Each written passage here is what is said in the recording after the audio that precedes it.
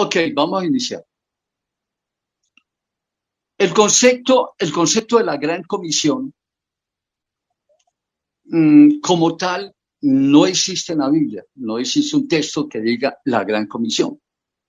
Pero el hecho de que el Señor haya dado su último mandamiento a sus discípulos nos deja con toda claridad el concepto. Es un concepto de algo grande y comisión es el mandato final que el Señor da a sus discípulos después de 3 años de formación, capacitación y enseñanzas. Fueron enseñanzas prácticas. En realidad la expresión Gran Comisión no se halla como tal en el texto original, que es el que vamos a estar estudiando durante este tiempo. Siendo esta, la Gran Comisión, simplemente un título que ha sido superpuesto al texto correcto de la Biblia.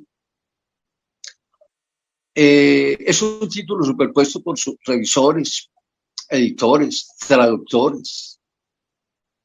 Sin embargo, recoge el pensamiento general del Señor, recoge lo que Él quiso enseñar y quiso decirle, quiso preconizar a sus discípulos.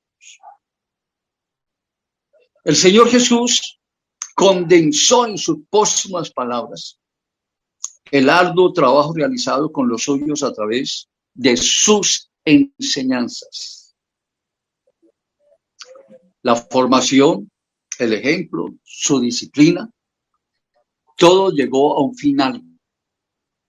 Ese final fueron las palabras que nosotros hemos denominado la última ordenanza o la Gran Comisión. Su labor paciente, su labor dedicada, tuvo una sola consigna. Al final de los 3 años de formación, preparación y capacitación, su consigna fue enviar a sus discípulos a llevar ese mensaje de salvación al mundo entero.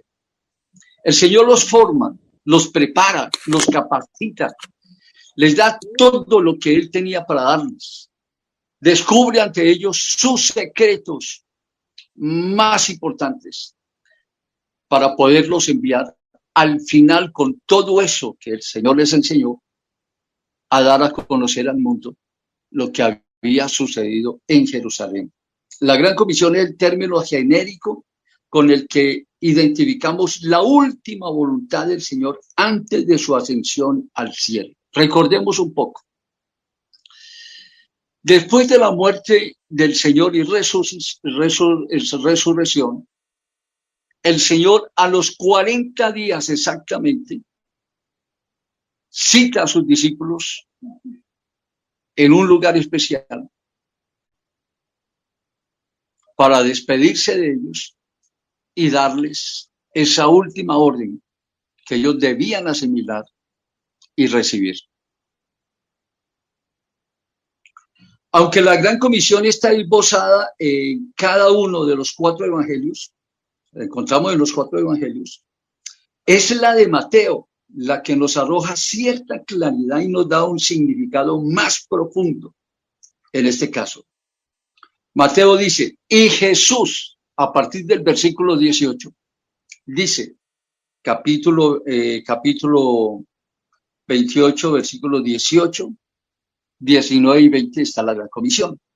El Señor dice, en esos 3 textos, dice, y Jesús se acercó a sus discípulos y les habló diciendo, toda potestad me es dada en el cielo y en la tierra.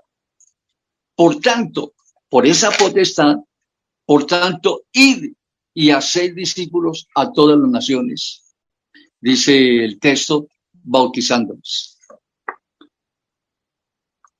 Id y haced discípulos bautizándolos, enseñándoles, dice el verso 20, que guarden todas las cosas que os he mandado, y aquí estoy con vosotros todos los días hasta el fin del mundo. Amén. Mateo 28, 18, 19 y 20. En ese texto encontramos el más grande e importante de todos los mandamientos dejados por el Señor a sus discípulos. Es el testamento final en el que Jesús revela el maravilloso método que emplearía y con el cual el mundo sería realmente alcanzado por ellos.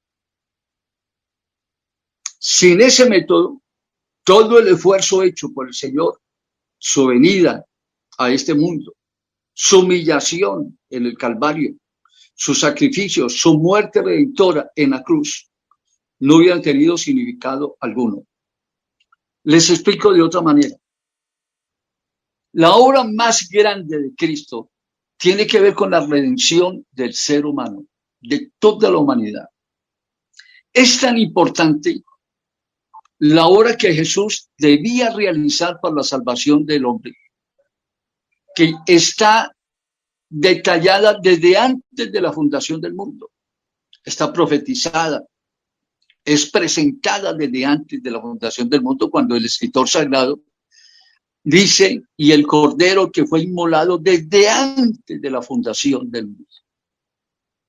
La obra de Cristo en la cruz del Calvario es excepcional, es lo más grande que podemos encontrar dentro de este programa de salvación que encontramos a través de la Biblia. La muerte de Cristo la pudo haber conocido una cantidad de personas en Jerusalén. Si nosotros hacemos la cuenta de la cantidad de personas que hacían parte de la comunidad de Jerusalén en ese momento, porque la muerte de Jesús no fue un hecho o un acto en el que se invitaran miles y miles de personas y se invitaran todos los pueblos de Israel y se invitara a todos los pueblos del mundo para que ese show o ese acto fuera conocido por todo el mundo. Ese acto fue conocido, el acto de humillación. El sacrificio y muerte de Cristo en la cruz del Calvario fue conocido por un grupo de personas que, si pasando ese momento, ese hecho no se anuncia al mundo, realmente no tendríamos nosotros la oportunidad de escuchar de ese hecho. Nunca nadie hubiera tenido la oportunidad de conocerlo en ninguna parte del mundo, en ningún rincón del mundo. Él tenía que utilizar a sus discípulos. Ya estaba programado lo que Dios había definido para la salvación del mundo. ¿Y cómo hacer conocer lo que sucedió en Jerusalén para la salvación del mundo? En otras palabras, hay un hecho grandioso que determina la redención de la humanidad y sucede en Jerusalén. Pero ¿cómo hacerlo conocer al mundo? Lo que él se propone es seleccionar a 12 personas, hacerlos testigos de todo su plan de salvación, a través de revelaciones, enseñanzas, caminó con ellos, durante 3 años estuvo con ellos, comió con ellos, pernoctó con ellos, compartió con ellos todos sus secretos de salvación, para que al final, después de su muerte, fueran ellos los que fueran a llevar este mensaje al mundo pecador. Sin ellos no hubiera sido posible salvación, solamente hubieran conocido la muerte de Cristo, su acto redentor, a aquellas personas que estuvieron presentes el día de su muerte. Y noten ustedes que se pagó inclusive para que no fuese promulgado ni siquiera el acto de resurrección del Señor Jesús. Se ocultó, se tapó, se impidió, y si no fuera por sus discípulos, este mensaje no hubiera sido llevado al mundo. ¿Y qué hubiera sucedido? Todo lo que Cristo hizo por la redención de la humanidad se hubiera perdido. O por lo menos muy pocas personas hubieran sabido de este hecho maravilloso.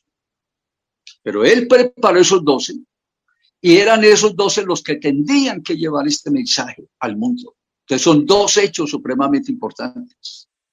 La muerte de Cristo en la cruz del Calvario para redención de la humanidad a través del derramamiento de su sangre y el sistema con el cual sería llevado ese mensaje al mundo. A eso fue lo que se le llamó la predicación del evangelio. Son dos cosas. Son dos cosas totalmente importantes y necesarias. Ese es el hecho más importante que tiene que ver con los discípulos recibiendo el mensaje, recibiendo la orden para ser llevado este mensaje a todo el mundo. Ahora, hay un detalle. Si los discípulos no hubieran llevado ese mensaje al mundo, que se hubiera perdido de igual manera todo el esfuerzo que Cristo hizo, especialmente el de su sacrificio y muerte en la cruz del Calvario. Cuando a Pablo se le pregunta, y uno examina lo que él dice respecto a su llamamiento, sus palabras son clarísimas. Él dice: pues si anuncio el evangelio, no tengo por qué gloriarme, porque me es impuesta necesidad. Y ay de mí si no anunciar el evangelio. Eran hombres con debilidades, con fallas, con una cantidad de falencias. Y uno se puede preguntar, ¿cómo es posible que el Señor confíe en ese grupo tan corto de conocimiento, con tantos defectos, haya confiado tanto para que su mensaje fuera llevado al mundo? Y uno se hace la pregunta, ¿qué hubiera pasado si ellos no obedecen? ¿Qué hubiera pasado si ellos no toman el mensaje para llevarlo? Por esa razón, el texto que estamos leyendo, el texto introductorio, es supremamente importante. El escritor sagrado muy claramente dice en el versículo 18, y Jesús se acercó a los 11 y les habló diciendo: toda potestad me es dada en el cielo y en la tierra. Es una potestad total. Cuando Jesús viene a ese mundo, Jesús viene a traer un mensaje de salvación, pero viene a retomar el reino perdido o el reino que Dios le había entregado al hombre y que perdió en el Edén. ¿Qué fue lo que el hombre perdió en el Edén? Dios le entrega la tierra como regalo el día de su formación y creación. Él le dice: sojuzgar, llenar la tierra, dominar la tierra. Él es el que le coloca el nombre a todos los animales, pero el diablo viene y le arrebata todo lo que Dios le dio. Le quita ese reino que el hombre debía manejar sobre la tierra. Cuando el hombre lo pierde, porque la escritura es muy clara al decir, el diablo vino a matar, a hurtar y a destruir, a robar. Él vino y le robó lo que Dios le había entregado al hombre. La venida de Cristo implicó también la recuperación, no solamente venir a predicar un mensaje de salvación, sino implicó recuperar para el hombre, para sí mismo, lo que el hombre había perdido. Por eso dice la Biblia: toda potestad me es dada en el cielo y en la tierra. En la cruz del Calvario, el Señor recuperó para sí el dominio absoluto del universo. Qué hermoso uno poder decir que todo el poder del Señor no solamente está sobre el cielo, sino también sobre la tierra. Y desde el comienzo, Él comenzó a enseñar y a predicar: el reino de los cielos se ha acercado. El reino de Dios se ha acercado. Y empezó a echar fuera demonios, a liberar al hombre cautivo, a desencadenarlo, a hacerle una nueva criatura, a darle una nueva oportunidad de salvación. Lo que Jesús hizo con el hombre no es solamente vino a transformarlo, vino a rescatar al hombre, sino que rescató para sí el dominio sobre la tierra. Por eso dice el texto: toda potestad me es dada en el cielo y en la tierra. En la cruz, el Señor Jesús venció todas las potestades, los gobiernos infernales, el mundo de la oscuridad. Todas las fuerzas del mal fueron vencidas en la cruz del Calvario, triunfando sobre ellas. Y dice el texto de la Biblia: y los exhibió públicamente, triunfando sobre ellos en la cruz del Calvario. Él tiene todo el dominio. Cuando dice, toda potestad me es dada en el cielo y en la tierra, está declarando con todo su honor, con toda su grandeza, que es el Señor de señores, es el Rey de reyes, es el primero y el último, es el dueño absoluto de toda la creación. Todas las cosas fueron hechas para Él, por Él y para Él, dice la Escritura Sagrada. Él es el emperador de ese mundo. Ya no es el amigo, ya no es el Cordero de Dios que andaba entre ellos preparando su muerte en la cruz del Calvario. Ya no es el abogado, ya no es cualquier personaje que anduvo con sus discípulos, que sintió compasión con ellos, los ayudó, los comprendió, les enseñó, los capacitó. En ese momento él asume toda autoridad celestial y toda autoridad sobre la tierra. Por esa autoridad es que la Biblia dice, por tanto, el texto que sigue, por tanto, en el versículo 19, repito el texto, toda potestad me es dada en el cielo y en la tierra, por tanto, por esa potestad, por ese dominio, él les dice, id y haced discípulos a todas las naciones. Ir y hacer. Pero examinemos un poquito el término ir. El término ir viene del verbo ir, lo mismo que el verbo hacer, cuando dice hacer, y está conjugado en forma imperativa. En forma imperativa significa todos los idiomas del mundo, el inglés, el francés, el español, que es nuestro caso.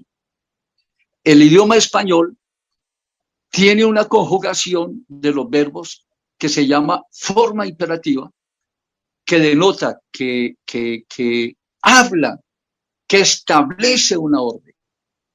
Y dice imperativa porque es una forma definitiva, total. Y la palabra imperativa nos puede llevar a la palabra emperador, o el emperador nos lleva a la palabra imperativa. Un rey cuando habla, habla con absoluta seguridad. No pide favores. Que si tiene tiempo para que vayan vayan y hagan discípulos, que si quieren y si de pronto en su corazón tienen ese anhelo, ese deseo de servirle al Señor, eso no es una cuestión de hacerle un favor a Dios. Esto es una orden que debe ser ejecutada por personas llamadas por Dios para que la cumplan. Es un mandato. Y la expresión ir es un mandato de parte de Dios. No es un favor que Dios te está pidiendo. Una de las equivocaciones más grandes que encontramos en los predicadores hoy en día es su falta de tiempo, es su falta de voluntad. Este no es un asunto de si quiero, voy, y si no quiero, no voy. Este no es un asunto de si tengo o no tengo tiempo. No es un asunto de hacerle un favor a Dios. Este es una orden que el emperador, que el que tiene toda potestad arriba en el cielo y abajo en la tierra, está dando para quienes son llamados por Dios para cumplir este mensaje de salvación. Cuando el apóstol San Pablo dice, pues si anuncio el evangelio no tengo por qué gloriarme porque me es impuesta necesidad. Nos está indicando que no es porque él quiera hacerlo, que no es porque si él quiere o no quiere ir. De hecho, cuando Saulo se encuentra con el Señor en el camino, rumbo a Damasco, no fue un asunto al final que si Pablo hubiera querido o no hubiera querido. Simplemente el Señor le dijo, te he escogido como instrumento útil para que lleves este mensaje a las naciones. No es que Pablo que hubiera querido hacerlo, tuvo que hacerlo. El día que un predicador deje de cumplir la orden de Dios, suceden cosas extraordinarias, pero terribles en la vida de una persona que ha sido llamada. Mire, el texto completo dice, pues si anuncio el evangelio no tengo por qué gloriarme porque me es impuesta necesidad. Es algo que Dios establece, impone. Esa es la garantía que este mensaje sería llevado al mundo. Todos los discípulos, todos los que hemos sido llamados, lo hacemos porque tenemos que hacerlo. Y no es porque tengamos buena voluntad o porque tengamos un corazón fantástico y maravilloso, lleno de amor por la humanidad. Eso es falso. Nosotros somos seres humanos con deficiencias, con corazones que lamentablemente por el pecado, por ser una raza caída, no podemos considerar que somos personas totalmente o íntegramente con un corazón perfecto. Dios se encarga de llamarnos, limpiarnos, prepararnos, capacitarnos y luego nos envía. Y hay, decía Pablo, y hay que no lo haga. Repito el texto, pues si anuncio el evangelio no tengo por qué gloriarme porque me es impuesta necesidad y hay de mí si no anunciar el evangelio. Esto es de hacerlo o hacerlo. Un hombre que ha sido llamado por Dios lo hace a pesar de las vicisitudes, de las dificultades, de los tropiezos, de las amenazas, de la inclemencia del tiempo, la inclemencia del clima, los accidentes geográficos, si el mar está en tempestad, si es un desierto. Este es un asunto que se hace, porque es una imposición que Dios coloca en el corazón de los que son llamados a predicar este evangelio.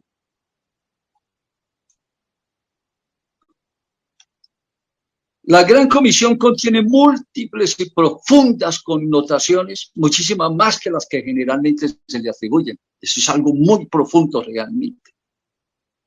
Lograr descifrar los propósitos que conlleva esta impresionante proclama es prácticamente redescubrir el secreto que llevó a un puñado, pequeño puñado de personas, de hombres y algunas mujeres que se unieron a estos hombres y que estuvieron allí el día de Pentecostés, entre ellos María. Hombres y mujeres sin letras que llevaron a trastornar al mundo sin más recursos personales que sus pies. No habían muchos elementos técnicos en el tiempo. No había un micrófono, no habían los sistemas que tenemos en ese momento como el Zoom. No había internet, no había micrófonos, ni altoparlantes, ni siquiera aviones para transportarse, ni barcos que los pudieran llevar con seguridad a través de las tempestades en medio del desierto. Lo que ellos tenían era muy poco y aún así lo hicieron. Es redescubrir el sistema que el Señor utilizó para que 12 personas, eran 11 los que había en ese momento, pero después se completó el grupo de los 12, el día de Pentecostés, antes, cuando estaban en el aposento alto. Y sin embargo llegaron a trastornar al mundo sin más recursos personales que lo que llevaban puesto, sus pies, sus manos, sus labios, con lo cual lograron derribar barreras ideológicas, someter culturas, porque las sometieron a su influjo y a su autoridad espiritual y llevaron a derribar imperios poderosos. Lograr desentrañar el verdadero mensaje que encierra la Gran Comisión es fantástico. Es reencontrar el método que Jesús utilizó para la salvación del mundo. El método, el sistema. Esto es un asunto de sistema. La Gran Comisión ha preservado el mensaje de Cristo a través de los siglos, habiendo resistido los embates del tiempo, de la persecución a muerte de civilizaciones que se ensañaron contra ellos. Ahora, es tan importante la Gran Comisión que la encontramos en los 4 evangelios. La gran importancia de la Gran Comisión es reflejada en cada uno de los 4 evangelios. Cada uno de sus escritores nos muestra con gran énfasis su gran trascendencia. Marcos, por ejemplo, la presenta como predicar el evangelio, cuando dice, ir por todo el mundo y predicar el evangelio a toda criatura, según Marcos 16:15. Lucas la presenta como ser testigos, y él dice, y vosotros sois testigos de estas cosas. Lucas 14:48. Juan la presenta como ser enviados, y Juan es el que la presenta más resumida que todos, cuando dice, como me envió el Padre, dice Jesús, así también yo os envío, Juan 20:21. Y por último, Mateo, como hacer discípulos. Y hacer discípulos a todas las naciones. Mateo 28, 18, 19 y 20, que es el texto que estamos estudiando. Aunque el criterio expresado por los escritores sagrados respecto a la Gran Comisión no es exactamente el mismo, porque cada uno expone conceptos diferentes. No existe contradicción. Más bien, cada concepto se complementa hasta que nos arroja con claridad realmente qué fue lo que Cristo quiso decir ese día antes de ascender al cielo. Cada versión de cada uno de los evangelistas está presentada por personas diferentes. Son 4.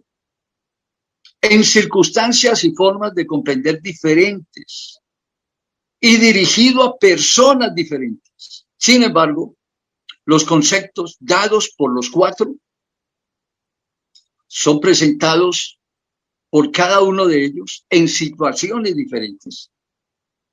Nos presenta un concepto que nos permite entender las características, aunque diferentes, nos llevan a encontrar un marco de comprensión mucho más amplio acerca del plan de Dios para la salvación del mundo. En lo sucesivo de este curso, en lo que vamos a seguir manejando, utilizaremos la versión descrita por Mateo, es la más completa, es la que nos llega prácticamente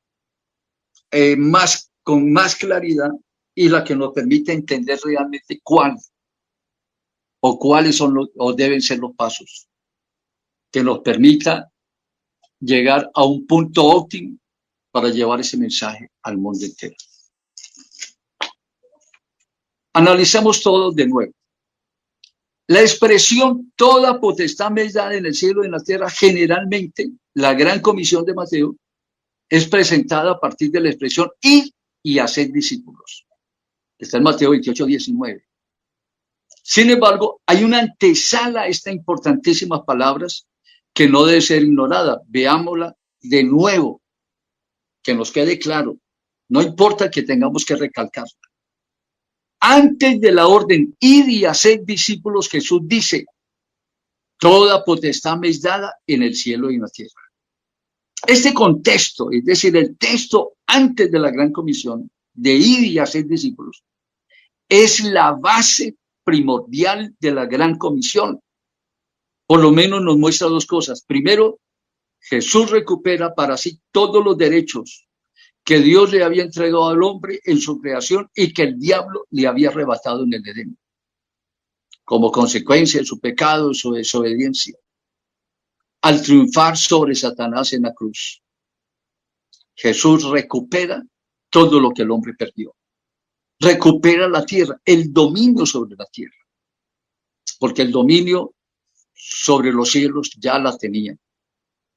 Al vencerlo, ya no había un sitio en el universo en que no existiera el señorío, autoridad y potestad del Señor Jesucristo.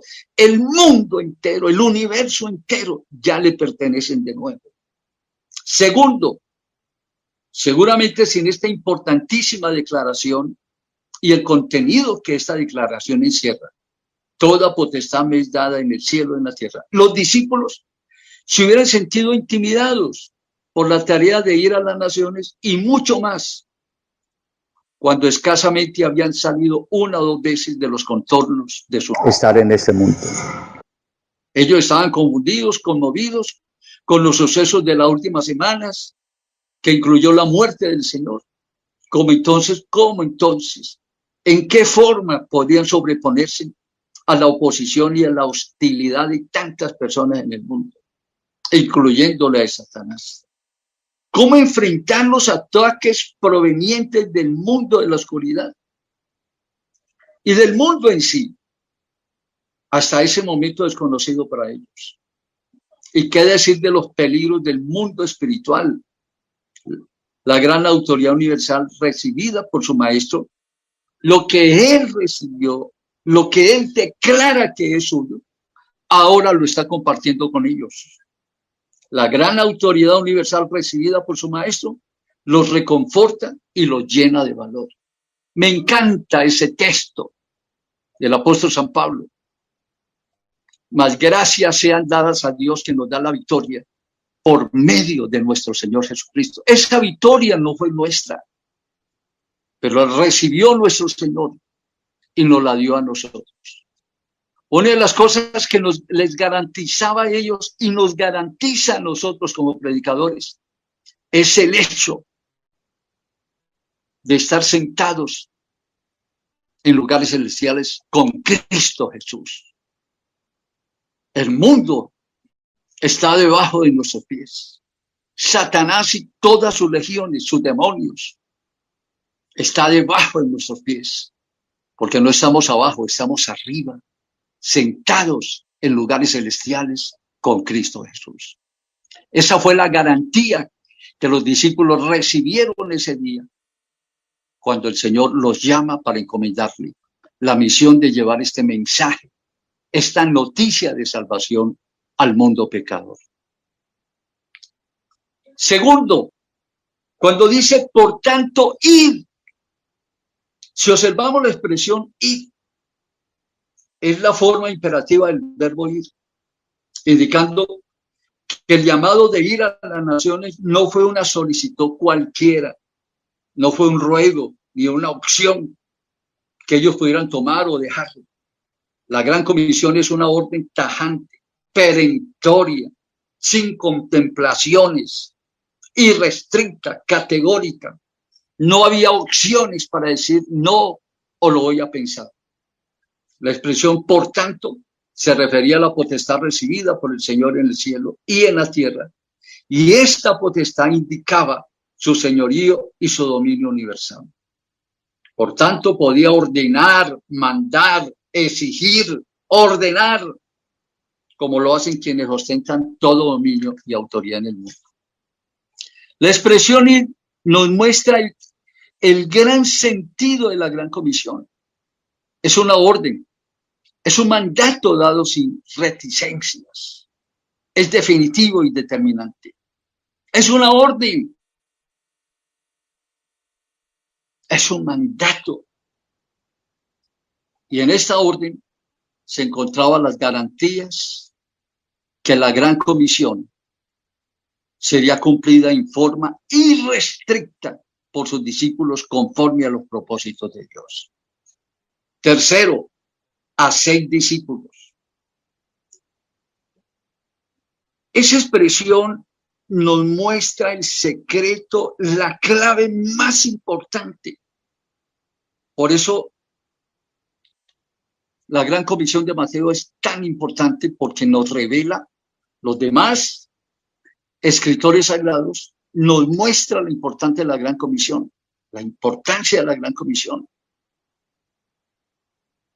Pero Mateo nos muestra cómo, qué es lo que había que hacer,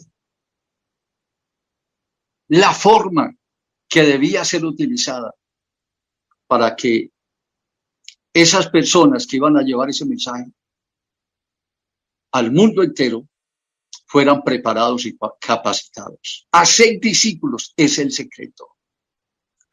A veces creemos que por hablarle a una persona 1 minuto, 2 minutos, 1 hora, inclusive puede ser 1 día, 2 días, ya lo hicimos discípulo. Nosotros tenemos que llegar un poco más a fondo. Un discípulo no se hace de la noche a la mañana. No es salir a entregar 500, 1000 tratados, 5.000 tratados como lo hemos hecho para una campaña. Esa no es la manera. Discípulo se necesita tiempo y relación.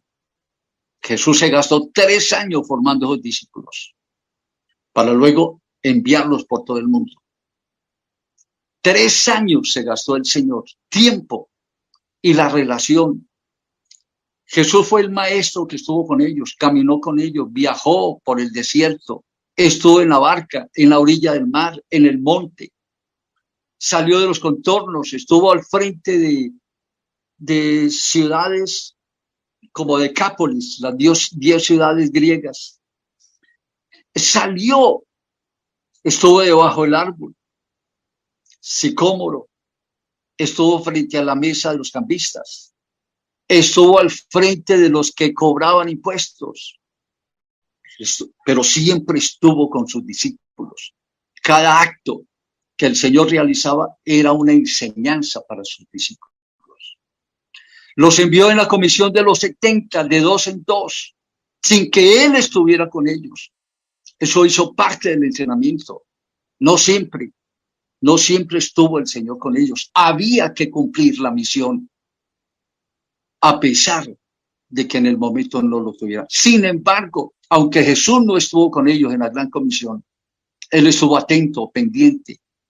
Cuando los discípulos llegaron felices, contentos y gozosos porque los demonios se sujetaban en su nombre, Jesús sabía lo que había sucedido. Él vio a Satanás caer del cielo como un rayo. Pero también el Señor les dice: he aquí os doy potestad de hollar serpientes y sobre escorpiones y sobre toda fuerza del mal, y nada os hará daño. El Señor los cubre. El que le sirve a Dios, Dios le da la capacidad, el poder de echar fuera demonios, de sanar a los enfermos y de predicar con autoridad esta palabra. Hacer discípulos es una forma de especialización que todo aquel que ha oído el mensaje del Evangelio se ha hecho y debe tomar. Hacer discípulos va más allá de sencillamente compartir el mensaje en forma esporádica o intermitente o de vez en cuando con alguien en el camino. Jesús dijo a los judíos que habían creído en Él: si vosotros permanecierais en mi palabra, seréis verdaderamente mis discípulos. O lo encontramos en Juan capítulo 8:31. La expresión "si permanecierais en mi palabra" muestra continuidad. Hay que permanecer, hay que estar continuamente en Él. Muestra continuidad y constancia en la labor de comunicar el mensaje del Evangelio a otras personas. Esto de ser discípulo es aprenderlo absolutamente todo para después seguir durante todo el resto de la vida permaneciendo en su palabra. Yo llevo 49 años oyendo ese mensaje y predicando, y todavía sigo aprendiendo. El que crea que no debe estudiar ni debe recibir una capacitación como la que tenemos en ese momento, el que crea que todo lo sabe, no sabe nada.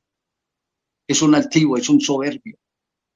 Una persona realmente que es discípulo del Señor, todo el tiempo es discípulo, todo el tiempo está caminando con Él. Alabanzas al nombre del Señor. Y la parte final, que es la más importante de la gran comisión, mucha atención, porque esa es la clave principal.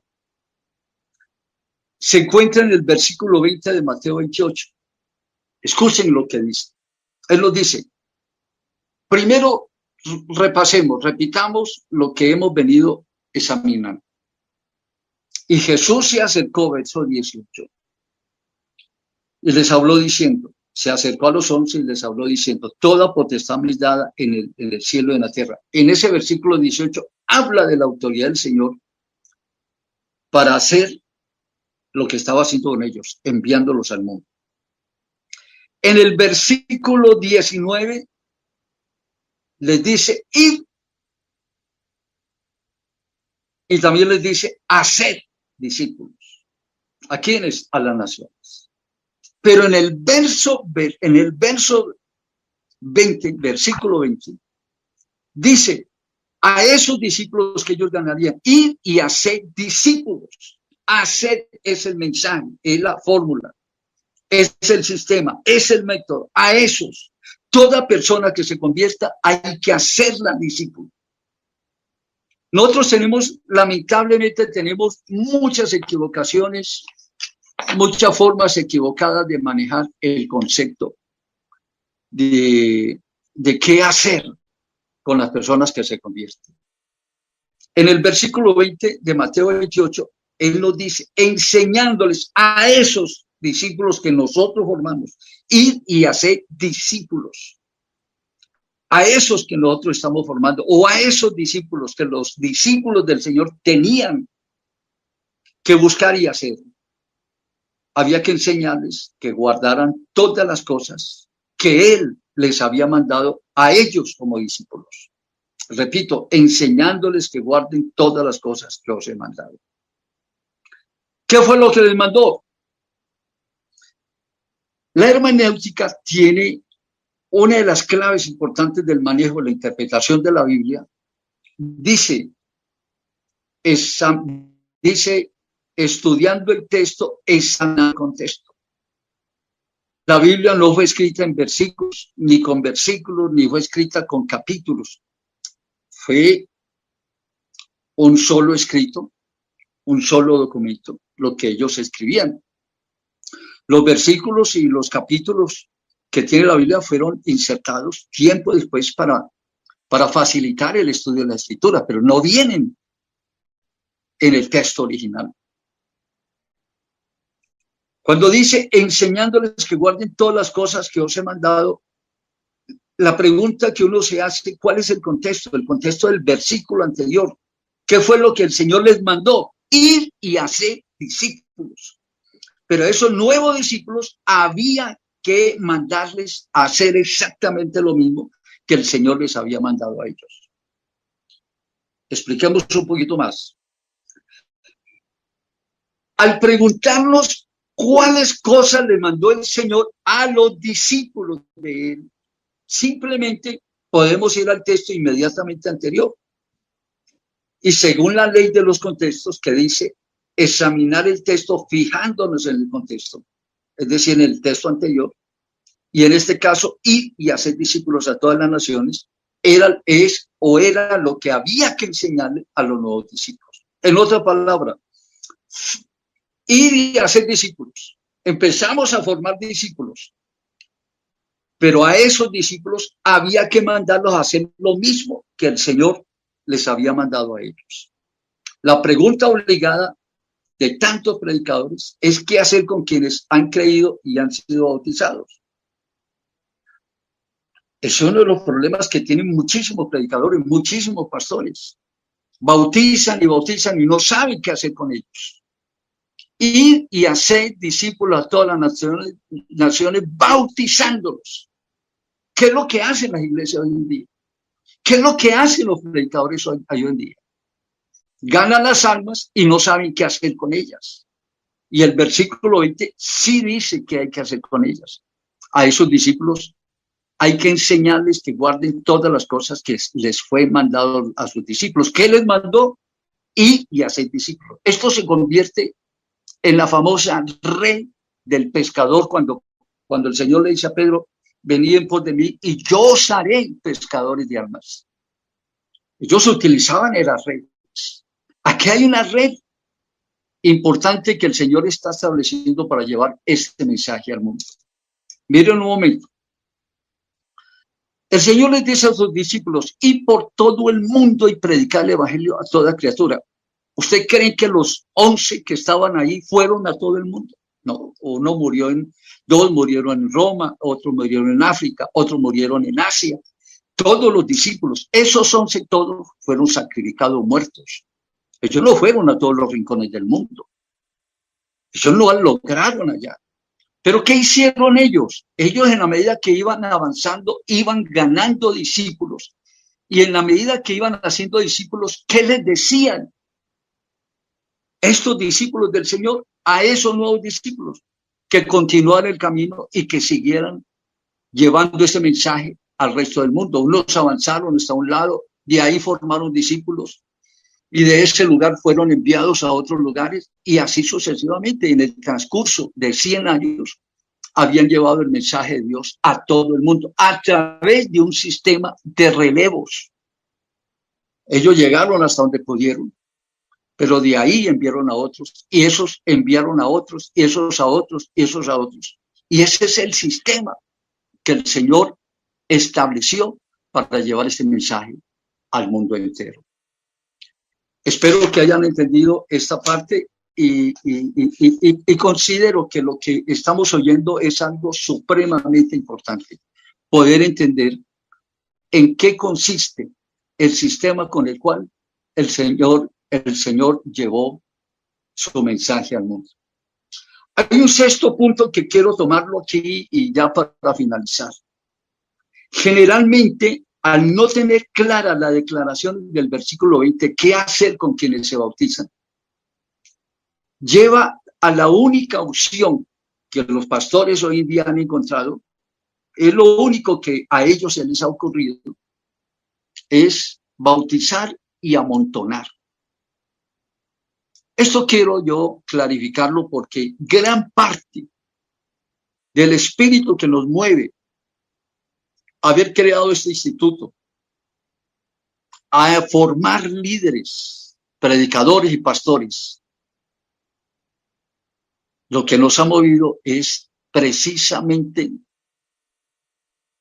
que no hay claridad de qué hacer con las personas que se convierten al Señor, se hacen discípulos y posteriormente se bautizan. Amontonar y poner una silla del templo es lo que los pastores generalmente hacen. Se convierten, se bautizan y se amontonan el templo. Es doloroso para nosotros, como Instituto Bíblico Avivamiento Pentecostal, mirar tantos y tantos, y no solamente en Colombia, sino en el mundo entero. No entender esto es un agravio para la obra de Dios, un agravio para tantas personas que Dios llama a su ministerio. Dios no llama personas para llenar un templo, mentiras del diablo. Dios no llama personas para amontonarlas o para que se conviertan en un número y que produzca el orgullo de los pastores por tener tanta gente amontonada. Eso es doloroso. Dios llama a gente para enviarlos a cumplir la misión de llevar este mensaje a las almas perdidas. Ese es el objetivo principal. Hay muchas organizaciones que se creen dueños de la vida de las personas que Dios mismo ha llamado. Eso es lamentable. Las almas que Dios trae las convierte Él, no un pastor, no un predicador, no un evangelista, no un misionero. Ellos son instrumentos, el que llama para salvación y para ser enviados a predicar ese evangelio. No los llama para mantenerlos quietos, cruzados de brazos o amontonados en un templo, viendo cómo pasa el tiempo. ¿Por qué hay tanta deserción en las iglesias hoy en día? Cuando una persona es llamada por Dios, siente en su corazón la necesidad de predicar este evangelio. Oh, Dios mío, ¿cuántas almas han dejado de ser salvas por no saber que tenemos que formar líderes y mandarlos a predicar? Hay organizaciones, y yo lo lamento por eso estamos formando. Yo estoy formando varias organizaciones. Nosotros somos un instituto que le enseñamos a muchas organizaciones, a muchas iglesias. Pero es que hemos encontrado organizaciones e iglesias que se creen dueños de las almas y les impiden ir a evangelizar las personas que hacen parte de su entorno. Cuando el Señor liberó al endemoniado gadareno, lo primero que él hizo después de su liberación fue decirle: vete a los tuyos y cuéntales cuán grandes cosas ha hecho Dios contigo. Cuando Pablo llegó a Tiatira y le habló a Lidia, esa noche Lidia lo llevó a su casa y le habló a toda su familia. El carcelero de Filipo llevó a Pablo a su casa y le predicó a toda su familia. Cornelio, después que recibió el llamado del Señor, reunió toda su familia. Cuando llegó Pedro, la casa estaba llena. La mujer samaritana fue y buscó toda una población, inmediatamente oyó al Señor. Pero hemos encontrado directores, pastores, predicadores, impidiendo que una persona vaya y le predique a otras personas. Ese control no es de Dios. El evangelio es de libertad. El evangelio es para predicar. El evangelio es para llevar este mensaje. El evangelio es para recibir lo que Dios tiene para todos y llevarlo y comunicarlo a otras personas. Ese es el verdadero evangelio. Muchos de ustedes están aquí en esta clase porque quieren prepararse. Y yo les estoy mostrando por la Biblia que el mensaje de Dios es muy claro, enseñándoles que guarden todas las cosas que os he mandado. ¿Y qué les mandó el Señor a los discípulos? Ir y hacer discípulos. Esto hay que replicarlo. Esto hay que multiplicarlo. Esto hay que llevarlo a otras personas. Realmente el texto ignorado de Mateo 28:20 es que ni se lee el texto que dice enseñándoles. ¿A quiénes? A los que son bautizados por cada uno de nosotros.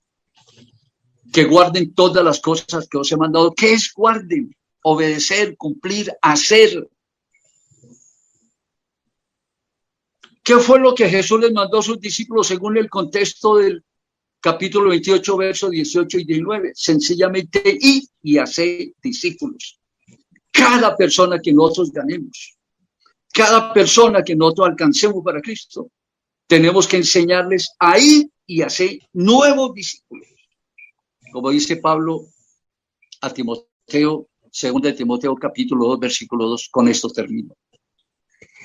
Lo que has oído de mí, dijo Pablo a Timoteo, lo que has oído de mí, esto mismo encarga a hombres fieles que sean idóneos para enseñar también a otros. Pablo le habla a Timoteo, Timoteo tiene que hablarle a hombres fieles y esos hombres fieles tienen que enseñarle a otros. O como dice el escritor sagrado en el capítulo 22, versículo 17 de Apocalipsis, el espíritu y la esposa dicen ven, y el que escucha diga ven, y el que escuchó diga ven. Esto hay que replicar. Gloria al Señor Jesús. Hoy en día tenemos muchísimas formas de llevar ese mensaje. Yo admiro y para mí es una bendición, puede cambiar. Para mí es una bendición tener personas que predican ese evangelio por las redes, pero hay organizaciones que impiden que este mensaje, inclusive les impiden a sus predicadores predicar por las redes sociales. No, hay que detener, hay que soltar las amarras, hay que hacer público este mensaje para que este evangelio realmente sea conocido por todo el mundo. Hay muchos en el mundo, muchas personas en el mundo que no conocemos y son nuestros hermanos. Pablo decía en el capítulo 1 de 1 de Corintios, tener comunión con todos los que en cualquier lugar del mundo invocan el nombre de Cristo. Yo para muchos de ustedes soy una persona desconocida, pero ya no soy desconocido. Muchos en el mundo son nuestros hermanos, pero nos han enseñado a que los creyentes son parte de una organización. Esa organización, los dueños de esas almas. No, la iglesia del Señor es universal. La iglesia del Señor no son organizaciones. Las organizaciones están establecidas en el mundo, pero todas conformamos la iglesia de Cristo. Dios les bendiga a todos ustedes. Tenemos un espacio de tiempo para hacer resúmenes, para escuchar. Si alguien no ha entendido, por favor, esta enseñanza va a ser editada para colocarla, va a ser mejorada, lógicamente más recortada. Y lo que podemos hacer es, en este momento, omitir algunos conceptos. Si alguno ha entendido, si alguien ha entendido lo que quiso decir el Señor, o en este caso Mateo, el Señor a través de Mateo, en la gran comisión del capítulo 28, 18, 19 y 20, que espero que lo hayan entendido, y hayan entendido el versículo 20, que es la parte más importante. El que se convierte hay que mandarlo a que se multiplique, y este también debe ser enviado para que se multiplique y así sucesivamente. Se multiplique ¿cómo? Llevando este mensaje, ganando nuevas almas, haciendo los discípulos y mandándolos a que también prediquen el evangelio.